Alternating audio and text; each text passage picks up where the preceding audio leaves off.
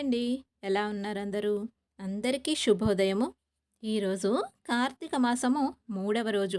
మూడవ రోజు పాటించవలసిన విధి విధానాల గురించి ఒక్కసారి ఒక లుక్కేసేద్దాం. ఈరోజు నిషిద్ధమైనటువంటి పదార్థములు ఉప్పు కలిపినవి, అదేవిధంగా ఉసిరి.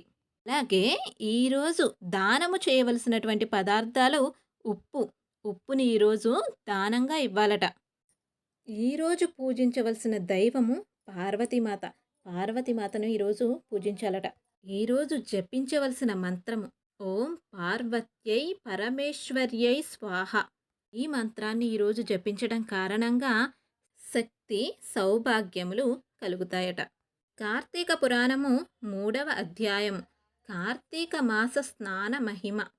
ఈ 3వ అధ్యాయంలో మనకు కార్తీక మాసంలో చేసే స్నానము యొక్క ఫలితము గురించి చెప్తూ ఉన్నారు. గమనించండి. జనక మహారాజా కార్తీక మాసమున ఏ ఒక్క చిన్న దానము చేసినను అది గొప్ప ప్రభావము గలదై వారికి సకల ఐశ్వర్యములు కలుగుటయే కాక మరణానంతరము వారు శివ సాన్నిధ్యమును చేరుదురు. కానీ కొంతమంది అస్థిరములైన భోగ భాగ్యములు విడువలేక కార్తీక స్నానములు చెయ్యక అవినీతి పరులై భ్రష్టులై సంచరించి కడకు క్షుద్ర జన్మలు అనగా కోడి, కుక్క, పిల్లిగా జన్మింతురు. అధమము కార్తీక మాస శుక్ల పౌర్ణమి రోజు అయినను స్నాన దాన జపాదులు చెయ్యకపోవుట వలన అనేక చండాలాది జన్మలెత్తి కడకు బ్రహ్మరాక్షసిగా పుట్టుదురు. దీనిని గురించి నాకు తెలిసిన ఒక ఇతిహాసము ఉన్నది, వినిపించదను, సపరివారముగా శ్రద్ధగా ఆలకింపుము. బ్రహ్మరాక్షసులకు ముక్తి కలుగుట. ఈ భరతఖండ మందలి దక్షిణ ప్రాంతమున ఒకానొక గ్రామములో మహావిద్వాంసుడు, తపస్సాలి, సత్యవాక్య పరిపాలకుడు అయినటువంటి తత్వనిష్ఠుడగు బ్రాహ్మణుడొకడు ఉండేవాడు. ఒకనాడ బ్రాహ్మణుడు తీర్థయాత్రాసక్తుడై అఖండ గోదావరికి బయలుదేరెను.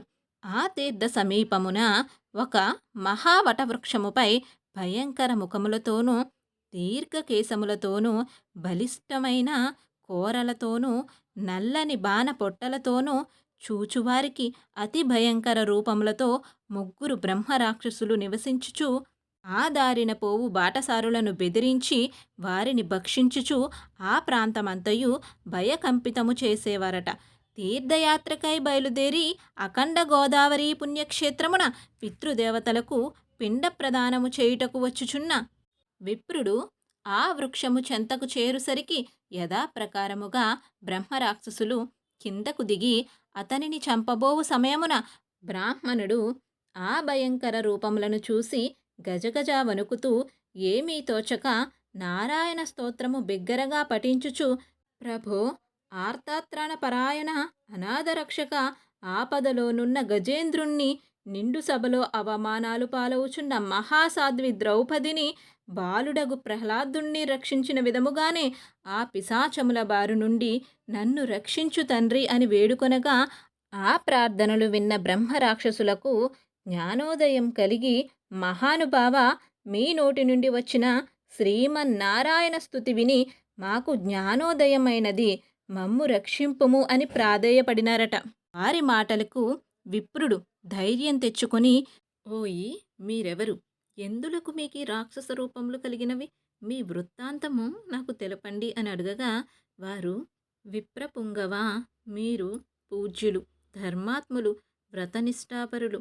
మీ దర్శన భాగ్యం వలన మాకు పూర్వజన్మమందలి కొంత జ్ఞానము కలిగినది. ఇక నుండి మీకు మా వలన ఏ ఆపద కలగదు అని చెప్పి అందులో ఒక బ్రహ్మరాక్షసుడు తన వృత్తాంతమును ఈ విధంగా చెప్పుట మొదలుపెట్టారట. ఇప్పుడు బ్రహ్మరాక్షసులు తన పూర్వజన్మ ఏదైతే ఉందో ఆ యొక్క వృత్తాంతమును చెప్తూ ఉన్నారనమాట. నాది ద్రవిడ దేశం, బ్రాహ్మణుడను. నేను మహాపండితుడనని గర్వము గలవాడినై ఉన్నాను. న్యాయాన్యాయ విచక్షణలు మాని పశువు వలె ప్రవర్తించాను.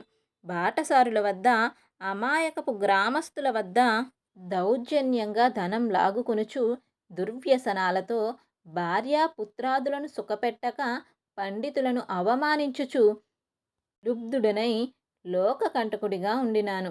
ఇలా ఉండగా ఒకానొక పండితుడు కార్తీక మాస వ్రతమును యథావిధిగా ఆచరించి భూతతృప్తి కొరకు బ్రాహ్మణ సమారాధన చేయు తలంపుతో పదార్థ సంపాదన నిమిత్తము దగ్గరున్న నగరమునకు బయలుదేరి తిరుగు ప్రయాణములో మా ఇంటికి అతిథిగా వచ్చెను. వచ్చిన పండితుడిని నేను దూషించి కొట్టి అతని వద్దనున్న ధనము వస్తువులు తీసుకొని ఇంటి నుంచి గెంటి వేయించాను.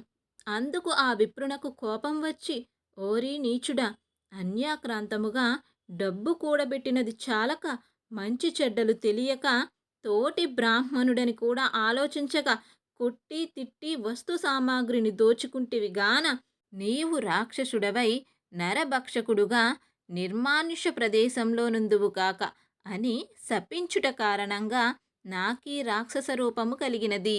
బ్రహ్మాస్త్రమునైనా తప్పించుకోవచ్చును గాని బ్రాహ్మణ శాపమును తప్పించలేము కదా. కాన నా అపరాధము క్షమింపమని వానిని ప్రార్థించాను.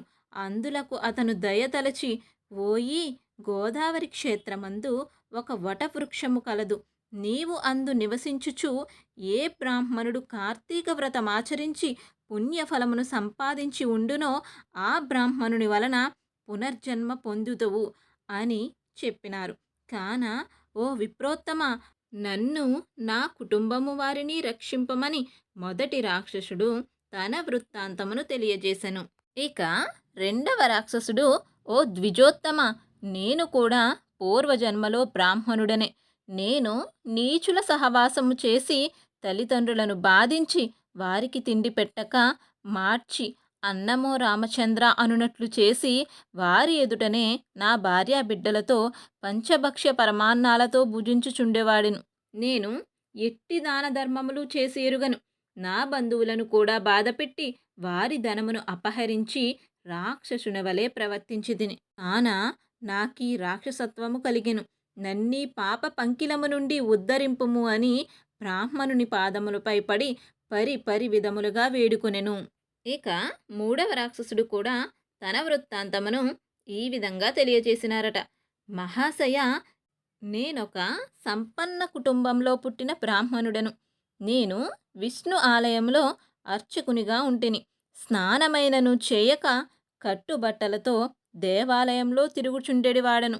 భగవంతునికి ధూపదీప నైవేద్యములైనను పెట్టక భక్తులు కొని తెచ్చిన సంభారములను నా ఉప్పుడు గత్తెకు అందజేయుచు మద్య మాంసములను సేవించుచు పాపకార్యములు చెయ్యటం వలన నా మరణానంతరము ఈ రూపమును ధరించి తిని. కావున నన్ను కూడా పాప విముక్తుణ్ణి గావింపమని ప్రార్థించను. ఓ జనక మహారాజా, తపోనిష్ఠుడగు ఆ విప్రుడు పిశాచముల దీనాలాపము ఆలకించి, ఓ బ్రహ్మరాక్షసుల్లారా, భయపడకుము.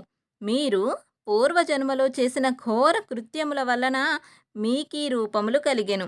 నా వెంట రండి, మీకు విముక్తిని కలిగిస్తాను అని వారిని ఓదార్చి తనతో తీసుకుని వెళ్ళి ఆ ముగ్గురి యాతనా విముక్తికై సంకల్పము చెప్పుకొని తానే స్వయంగా గోదావరిలో స్నానమాచరించి స్నాన పుణ్యఫలమును ఆ ముగ్గురు బ్రహ్మ రాక్షసులకు దారపోయగా వారి వారి రాక్షస రూపములు పోయి దివ్య రూపములు ధరించి వైకుంఠమునకు పోయిరి. కార్తీక మాసంలో గోదావరి స్నానమాచరించినచో హరిహరాదులు సంతృప్తి చెంది వారికి సకల ఐశ్వర్యములు ప్రసాదింతురు. అందువలన ఎంత ప్రయత్నించైనా సరే కార్తీక స్నానాలను ఆచరించాలి. తృతీయోధ్యాయము 3వ రోజు పారాయణము సమాప్తము. ధన్యవాదములు. నమో నారాయణాయ నమః. లోకా సమస్తా సుఖినో భవంతు.